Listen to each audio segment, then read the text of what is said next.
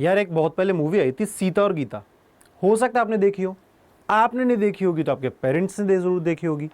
चलो जुड़वा देखी होगी सलमान खान वाली, वो भी नहीं देखी तो वरुण धवन की तो देखी होगी जुड़वा। आज मेरे को मूवीज का भूत नहीं चढ़ा है, बस मैं आपको एक चीज बताने आया हूं यहां पे कि दो चीजें अगर एग्जैक्टली सेम हो जाए तो क्या बोलते हैं उन्हें, ट्विन्स बोलते हैं। तो ज्योमेट्रिक ट्विन आज मैं आयुष सिसोदिया आपको पढ़ाने आया हूं इस एवेंजर्स के चैनल पे। सिर्फ 15 मिनट के अंदर हम लोग करने वाले हैं जियोमेट्रिक ट्विन्स आखिरकार होते क्या हैं।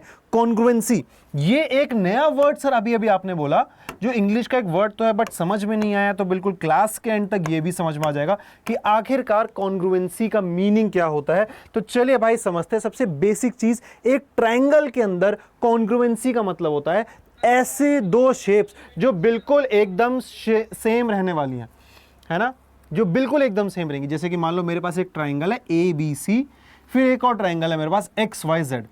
अब ये दोनों अगर बिल्कुल सेम, इसकी साइड्स बिल्कुल सेम होंगी, यानी कि साइड ए बी मेरे पास सेम है एक्स वाई के बराबर, मेरे पास साइड जो है यहाँ पे बी सी बिल्कुल सेम है वाई जेड के बराबर, और मेरे पास यहाँ पे ये वाली साइड जो है वो एग्जैक्टली सेम है इस साइड के बराबर। सिमिलरली ये वाला एंगल इस एंगल के बराबर, ये वाला एंगल इस एंगल के बराबर, और ये वाला एंगल इस एंगल के बराबर। अगर आप यहाँ पे ध्यान से देखो, इनको कलर और सिंबल के थ्रू, इनका जो नोटेशन है उसके थ्रू भी इनको सेम दिखाया गया है। तो इस केस में ये दोनों ही ट्रायंगल कॉन्ग्रुएंट हो जाएंगे। कॉन्ग्रुएंट का सिंबल कुछ इस तरीके से बनाया जाता है, यानी कि ट्रायंगल ए बी सी मेरे कॉन्ग्रुएंट हो जाएगा ट्रायंगल एक्स वाई जेड के। बट यहां पे सीक्वेंस बहुत मैटर करता है। ए के साथ एक्स ही आएगा, बी के नीचे वाई ही आएगा, सी के नीचे जेड ही आएगा। मतलब ये आप यहां आगे भी लिख सकते हो, जैसे कि यहां पे लिखा हुआ है, ये मेरा करेक्ट वे रहने वाला है। क्यों?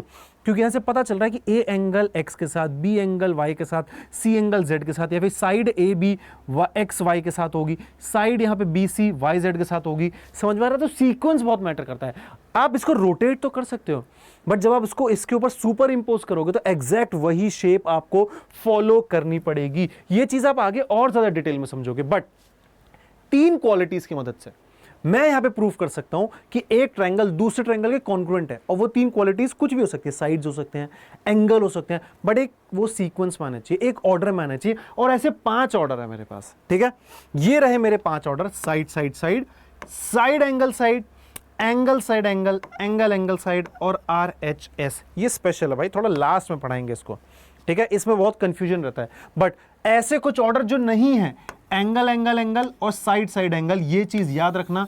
अगर ये ऑर्डर आप पेपर में करके आ रहे हो तो बढ़िया भाई, 0 मार्क्स मिलने वाले हैं उस पर्टिकुलर क्वेश्चन में, ठीक है। अब हर ऑर्डर को हम जरा डिटेल में जानेंगे, ठीक है। हर ऑर्डर को हम जरा डिटेल में जानेंगे। सबसे पहला जो मेरा ऑर्डर है वो यहां पे मेरे पास साइड साइड साइड, ठीक है। अब जरा ध्यान से देखना, मेरे पास यहां पे ट्रायंगल है DEF। ये भैया थोड़ी टाइपिंग मिस्टेक है यहां पे, तो DEF मुझे दिखाई दे रहा है। यहां पे क्या दिख रहा है? HGI। ये ट्रायंगल, इसकी ये वाली साइड जो एक सिंगल डैश लगाया गया है, सिंगल डैश यहां पे भी है, ये आपस में सेम है। फिर ये 2 साइड यहां पर सेम है, ये तीसरी साइड यहां पर इसके साथ यहां पे सेम है। तो मैं क्या कह सकता हूं? ये दोनों ही ट्रायंगल जो है मेरे कॉन्ग्रुएंट हो जाएंगे, क्योंकि इनकी करस्पॉन्डिंग साइड्स यहां पर इक्वल है। क्वेश्चन में कैसे करेंगे, ये जब क्वेश्चन आएगा मैं आपको एकदम डिटेल में सॉल्यूशन दूंगा। फिर यहां पे मेरे पास क्या है? यहां पे मेरे पास है SAS। एक बहुत इंपॉर्टेंट यहां पे बच्चों को डाउट रहता है। एक पहले मैंने साइड चूज करी, ये साइड मेरा इस साइड के बराबर हो, फिर ये साइड इस साइड के बराबर हो गई, है ना। अब एंगल आप देखो इन दोनों के बीच में मुझे दिखाई दे रहा है, तो एंगल अब मैं बीच का कंसीडर करूंगा, इन दोनों साइड का। ये वाला कंसीडर नहीं किया जाएगा, सिमिलरली ये वाला कंसीडर नहीं किया जाएगा। SAS के लिए साइड एंगल साइड, ये सीक्वेंस बहुत मैटर करता है। 2 sides and a included angle should be same होना चाहिए, मतलब शुड बी इक्वल, ठीक है। और ये सैंडविच होना चाहिए, मतलब 2 साइड के बीच में ही होना चाहिए, वरना मार्क्स फिर से चले जाएंगे। और फिर रोते हुए आके ये मत कहना कि सर मैंने सही किया था। नहीं बच्चे, आपने दिमाग सही लगाया, बट जैसे कि मैंने कहा आपको ऑर्डर भी बहुत मैटर करता है यहाँ पे। इस क्वेश्चन को देखो, determine whether the triangles are congruent, क्या ये कॉन्ग्रुएंट है कि नहीं। If yes, identify the correct correspondence of the vertices and express the congruence, ठीक है। अब यहाँ पे मान लो AMJ गिवन है, है ना, मैं ऐसे कुछ भी नाम दे देता हूँ, मान लो एक्स वाई जेड, मैं ये नाम दे देता हूँ इसको, ठीक है। अब पहले तो मुझे कॉन्ग्रुएंसी यहाँ पे प्रूफ करनी है। तो कॉन्ग्रुएंसी प्रूफ करने के लिए मुझे क्या क्या चीज इक्वल दिखाई दे रही है। एक साइड मुझे दिख रही है एम जे मेरी बराबर है एक्स वाई के, ठीक है। तो यहाँ पे मैं लिखूंगा एम जे ये बराबर है एक्स वाई के, ठीक है, क्योंकि दोनों ही 3.5 सेंटीमीटर है और यहाँ पे एक साइड मेरे पास आ चुकी है। नेक्स्ट मेरे पास देखो क्या है, एम ए मेरी यहाँ पे बराबर है किस चीज के, एक्स जेड के 5 सेंटीमीटर। एक और मेरे पास यहाँ पे साइड आ चुकी है। तो आप देख रहे हो मैं एक एक चीज यहाँ पे मेंशन कर रहा हूं। नेक्स्ट मेरे पास क्या है यहाँ पे, जे ए, तो जे ए मुझे यहाँ पे दिखाई दे रहा है, जे ए ये मेरा किसके बराबर हो गया है, वाई जेड के। तो यहाँ पे ये मेरा 6 सेंटीमीटर, ये भी मेरी एक साइड हो चुकी है। तो मुझे 3 साइड्स तो बराबर हो चुकी हैं। सो बाय एस रूल आपके ये जो ट्राइंगल्स हैं, अगर मैं बात करता हूं एम जे ए, ठीक है, एम जे ए, ये मेरा कॉन्ग्रुएंट किसके हो जाएगा। अब नाम लिखना कैसे है, ध्यान से देखो, मैंने यहां पे m लिया है और j 3.5 जोड़ा है। तो यहां पे मैंने x लिया है और y 3.5 जोड़ा है, x y, और फिर एक ही मेरा कोऑर्डिनेट बचा है z, x y z। कुछ इस तरीके से अगर मैं मैपिंग करता हूं तो m मेरा यहां पे x को दर्शाता है, j मेरा यहां पे y को दर्शाता है, सिंबलाइज करता है, और a मेरे यहां पे z को करता है, क्योंकि उसी के अकॉर्डिंग मैं वहां पे लिखने वाला हूं। समझ में आया? कुछ इस तरीके से ही क्वेश्चन मुझे सॉल्व करने हैं और ये सीक्वेंस आपके लिए इसी तरीके से मैटर करेगा, वरना आपके मार्क्स कट जाएंगे। और ये सारा आपको यहां पे लिखना जरूरी है, ठीक है। फिर मेरे पास नेक्स्ट देखो क्या आ चुकी है, जो मैंने बताया था सीक्वेंस ASA। जैसे वहां पे SAS था, अब यहां पे ASA है। 2 एंगल्स होंगे और एक इंक्लूडेड साइड अगर ये इक्वल है, जैसे कि यहां पे है A B एंड C, ठीक है। यहां पे क्या है, D E एंड F। अब जरा ध्यान से देखना, मैंने बोला कि ये जो एंगल है ना, ये वाला, ये एंगल इसके बराबर है, ये 2 सिंबल लगा मतलब ये इसके बराबर है, ठीक है। और एक ये जो साइड है ये इसके बराबर हो गई। तो एंगल और उनके बीच की साइड, यानी 2 एंगल्स और उनके बीच की साइड यहां पे इक्वल हो चुकी है। तो ये आपस में कॉन्ग्रुएंट हो चुके हैं। समझ में आया कि नहीं आया, बताओ? क्लियर है यहां तक? अगर क्लियर है, नेक्स्ट चीज देखो, यहां पे क्या गिवन है, एंगल साइड। अब इसी का ही एक दूसरा सीक्वेंस वर्जन दिया है। यहां पे 2 एंगल मेरे एक साथ आ चुके हैं। याद रखना, मैं यहां पे एंगल SAA भी कुछ लोग बोल देते हैं, बट बेटर है आप उसको AAS इस तरीके से आप लोग लिख लो, यानी कि 2 angle and a non included side are equal. समझ में आया? नॉन इंक्लूडेड साइड यानी कि ये रहे मेरे 2 एंगल, ये एंगल इसके बराबर, ये एंगल इस एंगल के बराबर, और ये वाली साइड इस वाली साइड के बराबर। तो 2 angle and a non included side are equal.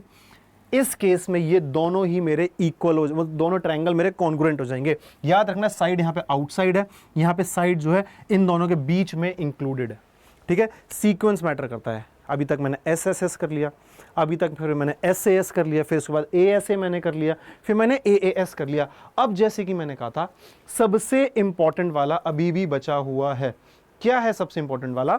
Next है बच्चे मेरे पास यहाँ पे, अच्छा एक क्वेश्चन ही आ गया। चलो एक क्वेश्चन कर लेते हैं सबसे पहले। Identify whether these triangles are congruent, what specific condition did you use. सबसे पहले इसको देखो, मुझे यहाँ पे क्या क्या चीज इक्वल दिखाई दे रही है। मुझे यहाँ पे ये 5 सेंटीमीटर दिखाई दे रहा है, वो 5 सेंटीमीटर। देखो मुझे यहाँ पे क्या क्या दिखाई दे रहा है, ये 7 सेंटीमीटर, ये यहाँ पे 7 सेंटीमीटर, यानी कि मेरा A से लेके जो C है ये मेरा बराबर हो गया X और Y के। सिंपल।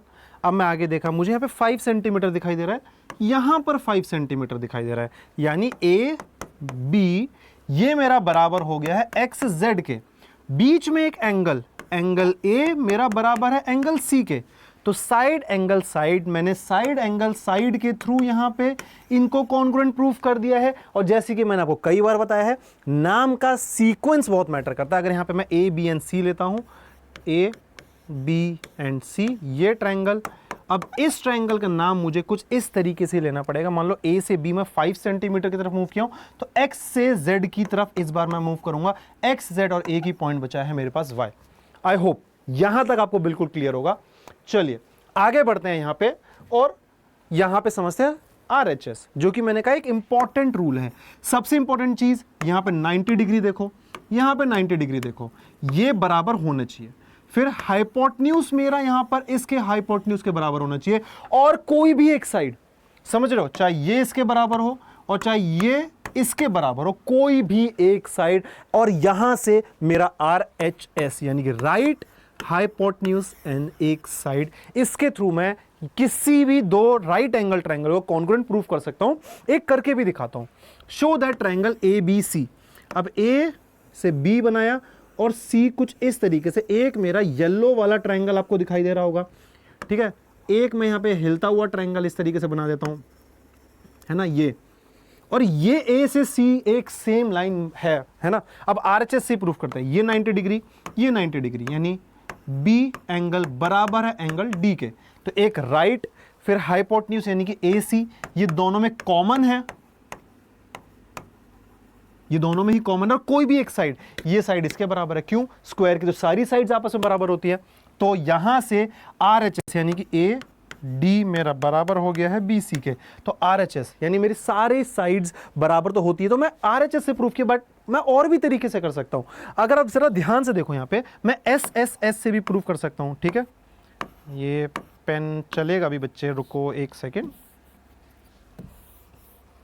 रुको, ये SSS से भी प्रूव होगा, ठीक है। अगर आप ध्यान से देखो, SAS से भी प्रूव होगा, ठीक है। तो मेरे पास मल्टीपल वे हैं, और भी कुछ वे हैं। अगर मैं यहाँ पे ये 45 डिग्री का एंगल देखूं, ऑल्टरनेट इंटीरियर एंगल्स लगाऊं, तो कमेंट सेक्शन में आप भी जरा बताना। अब कुछ एक्स्ट्रा प्रॉपर्टीज जो बहुत काम आती है, आइसोसेलेस ट्रायंगल, ये साइड इसके बराबर तो ये एंगल इसके बराबर, इनके सामने वाले, इसका कुछ लेना देना नहीं है, ठीक है। इक्विलेटरल ट्रायंगल, सारी साइड्स आपस में बराबर, सारे एंगल्स भी बराबर, हेंस एक एंगल मेरा यहां पे 60 डिग्री का हो जाता है। चलिए भाई आगे बढ़ते हैं। अब इस क्वेश्चन को देखते हैं। Find the measure of angle B, ये निकालना है, एंड एंगल C, जो कि क्वेश्चन मार्क लगा गया है। Given that A is at centre of a circle, देखो ये 120 डिग्री ना A गिवन है, ठीक है। ये थोड़ा सा डायग्राम गलत बना है, बट यहां पे अगर मैं इसको x लेता हूं, इसको x लेता हूं, क्यों? क्योंकि एक आइसोसेलेस ट्रायंगल है, क्योंकि ये इसका रेडियस है, तो ये भी तो रेडियस हो गया, तो ये बराबर, तो सामने वाले एंगल्स भी मेरे बराबर हो गए। तो यानी कि 120 डिग्री प्लस x, ये मेरा 180 के बराबर, 120 उधर चला गया तो x 2x हो गया, x प्लस x, ये मेरा 60 के बराबर। x की वैल्यू मेरे पास यहां से 30 डिग्री आ चुकी है।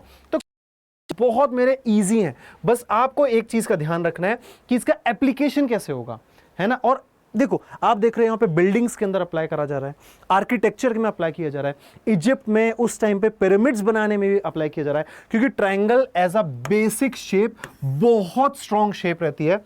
जैसे कि मैंने आपको टेल्स ऑफ 3 इंटरसेक्टिंग लाइंस में भी बताया था। जिसने वो लेक्चर नहीं देखा, इसके बाद जाके जरूर देखना, लेकिन उससे पहले एक छोटा सा काम जरूर करना। यहां पे टेलीग्राम ग्रुप है, अगर आपको नोट्स चाहिए तो इसको जाके ज्वाइन जरूर कर लेना। मिलेंगे बच्चों हम लोग एक और अमेजिंग से सेशन में। तो बाय बाय बच्चों, एंड टेक केयर।